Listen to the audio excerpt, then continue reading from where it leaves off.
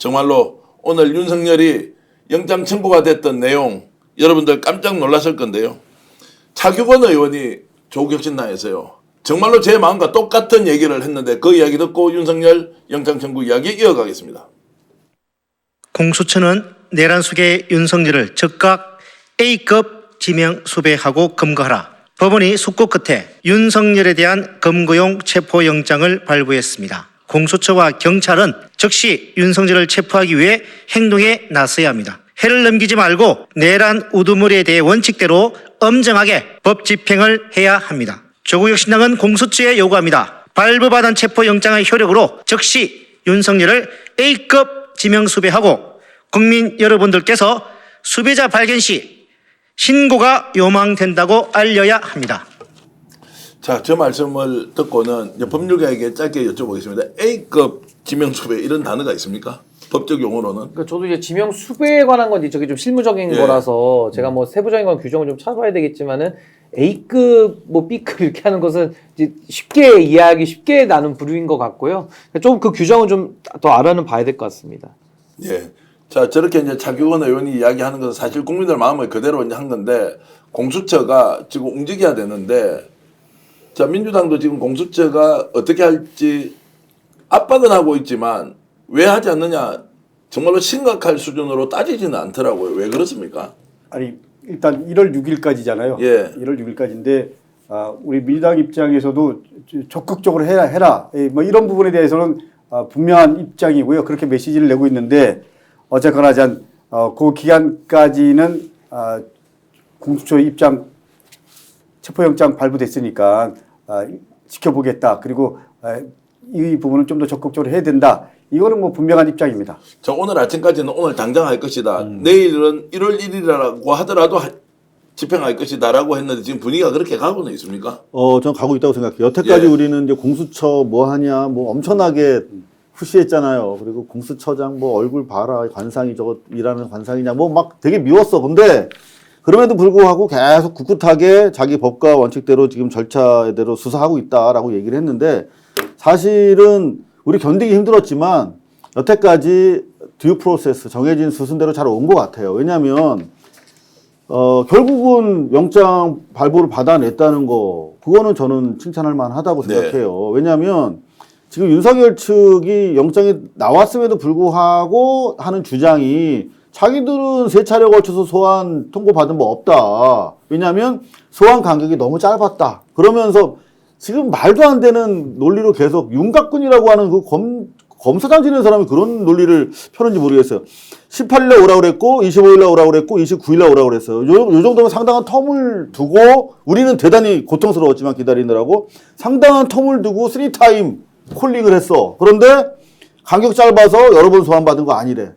만약에 한 2번이나 1번 하고 뭐 영장을 쳤다. 그러면 사실상 우리 소환 통보 받은 바도 없는데 이렇게 오리발을 내밀 자들이에요. 네. 그런데 여하튼 간에 그럼에도 불구하고 저들이 어떤 식으로 반박해도 치고 들어올 수 없는 완벽한 절차를 가지고 영장 받아냈다. 그리고 이제는 체포를 하기 위해서 지금 뭐 회의를 하고 있다고 지금 그러는데 어떻게든 체포할 거 아닙니까? 6일 전까지. 근데 기한이 뭐 경호상의 문제도 있고 뭐 길 막히니까 휴일밖에 안 되잖아요. 상식적으로. 그럼 1일이랑 4일, 5일밖에 없거든요. 6일은 안 되고.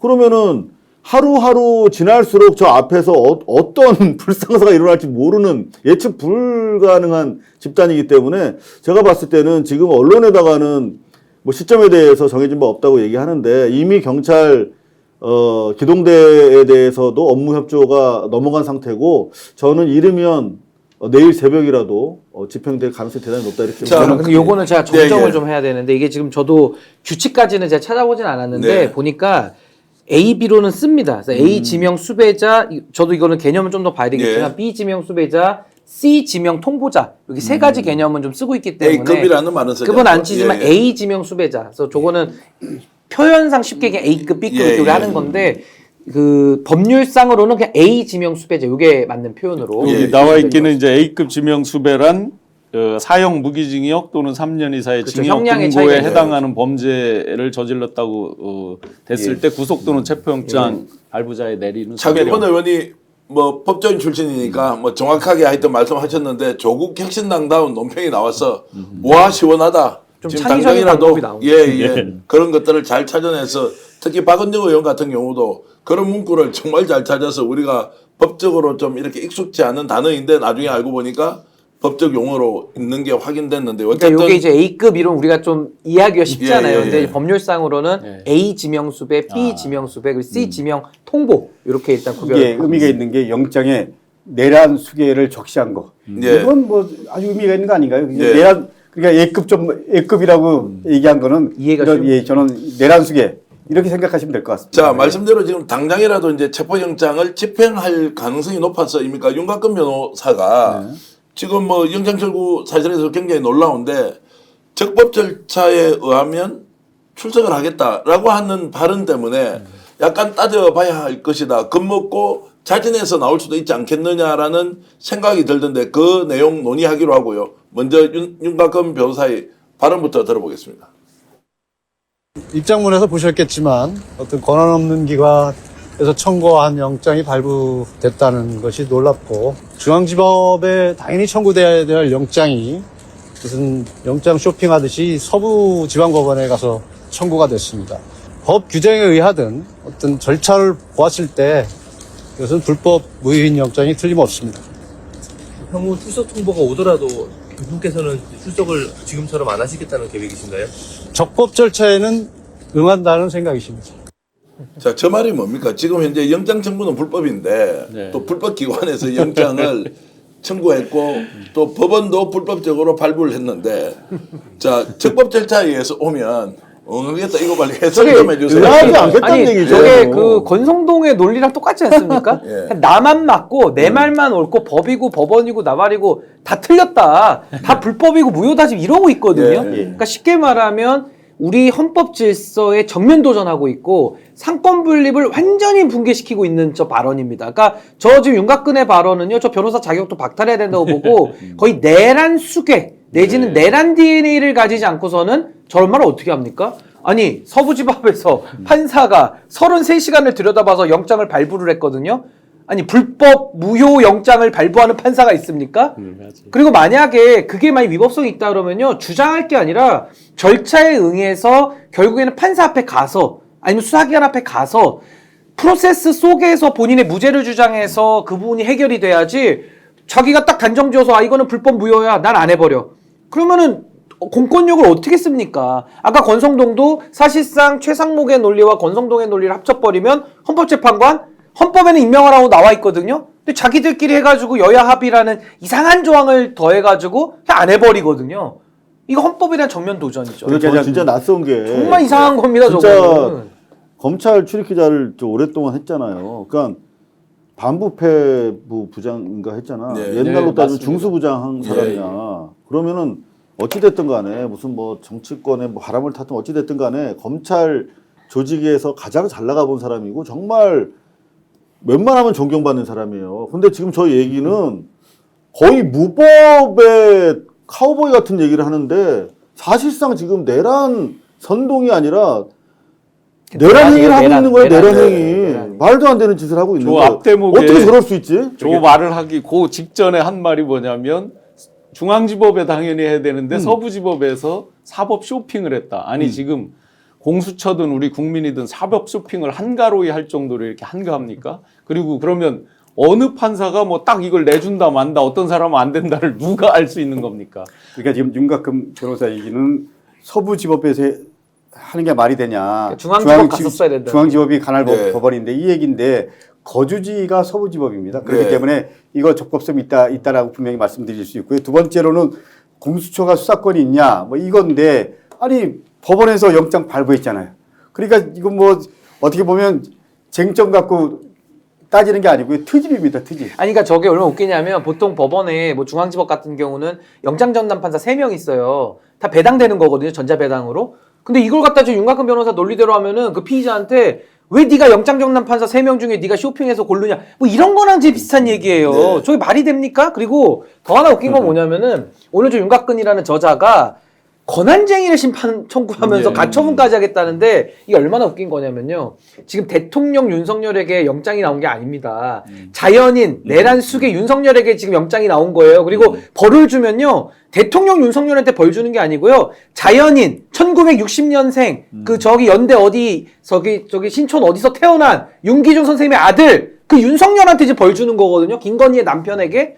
근데 지금 엉뚱하게 윤석열의 기관과 무슨 기관의 다툼인 것처럼 이걸 몰고 가는데 저거는요 민법 총칙 1학년 때 자연인과 법인에 대해서 우리가 구별하는 법 다 배웁니다. 우리가 1인 회사도 세워보지만요 1인 회사 법인이거든요. 법인격이 있고 그 통장 본인이 가서 물론 하죠. 근데 그건 법인의 법인격이고 본인은 자연인인 거예요. 자연인과 법인도 지금 구별 못하는 저 논리를 가지고 그러니까 알면서 저러겠지만은 아무거나 걸리는 거 아무 소리나 다 하고 있는 겁니다. 저게 저거- 얼마나 불필요한 얘기입니까? 저거 우리가 진짜 관심 있게 봐야 돼요. 지금 그 재산 공개에 따르면 현금 6억이 윤석열 앞으로 돼 있고 70억인가는 다 거의 김건희 거거든요. 네. 그럼 몇 천만 원 있는데 뭐 결혼해줬다 그랬잖아요. 근데 지금 보면은 6억이 다 윤석열 거라고 해도 지금 뭐 7억 제시해도 이제 안 붙는다는 거 아니에요, 변호사가? 네. 저거 지난번에 검찰총장 그때 징계받았을 때도 징계 기간 중에 그때 특활비 3,200만 원인가 써가지고 추미애 장관이 문제 제기했었잖아요. 요번에도 저거 어디서 돈 챙겨가지고 하는지 아마 또 특활비 쓰지 않을까 싶은데.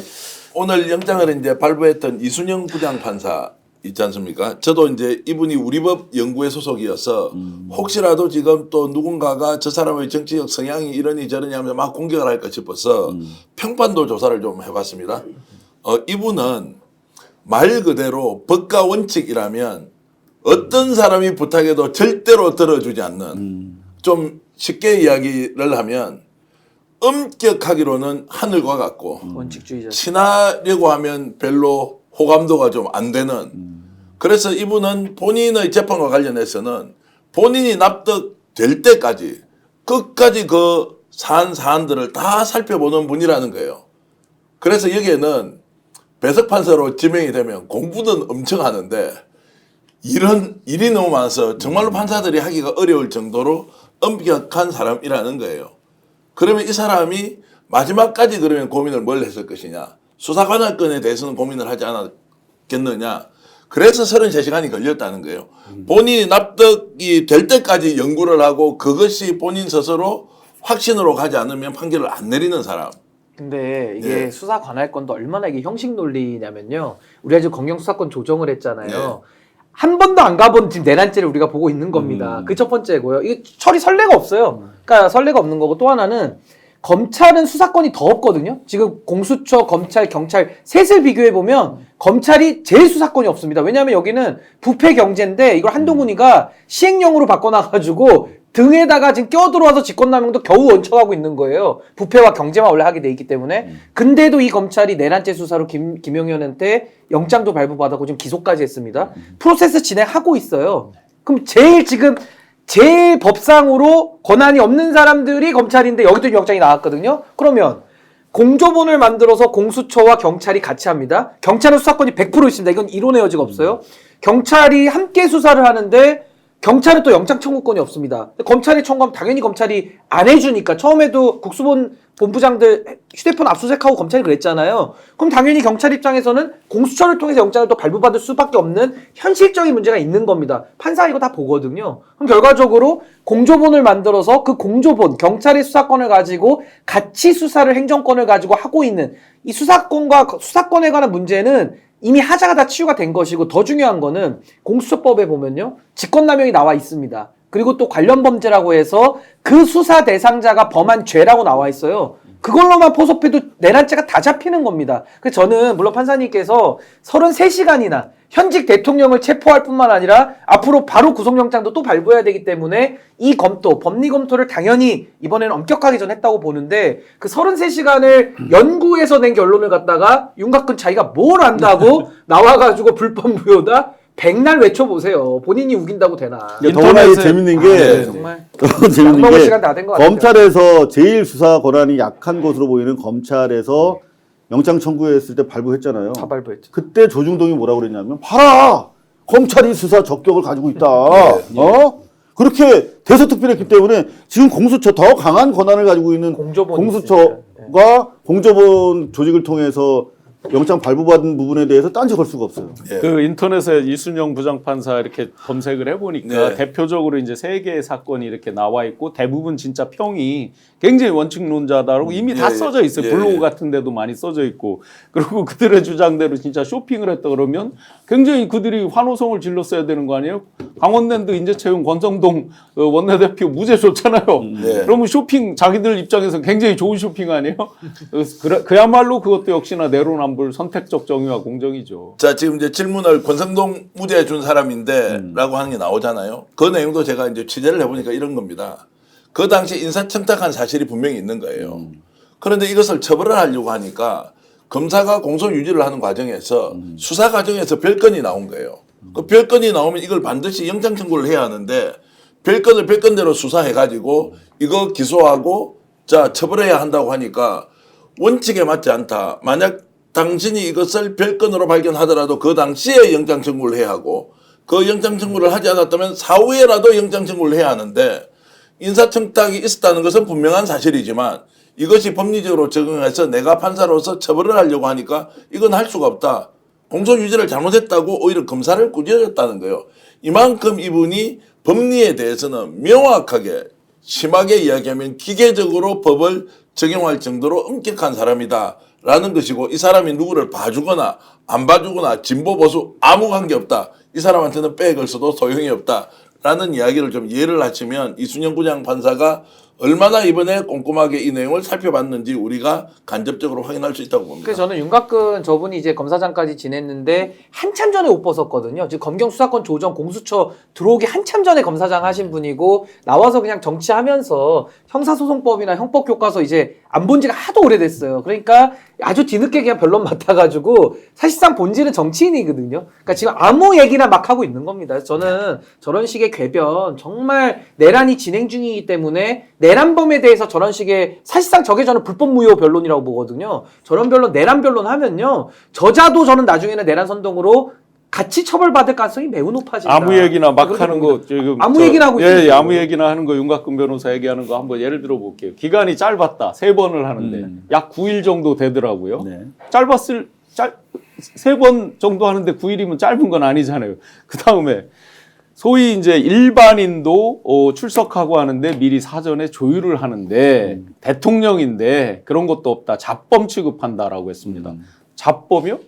잡범만도 못한 내란 수괴 아닙니까? 그렇죠. 잡범보다 훨씬 나쁜 죄질이 나쁜 내란 수괴 아니에요? 그리고 뭐를 협의를 안 해요?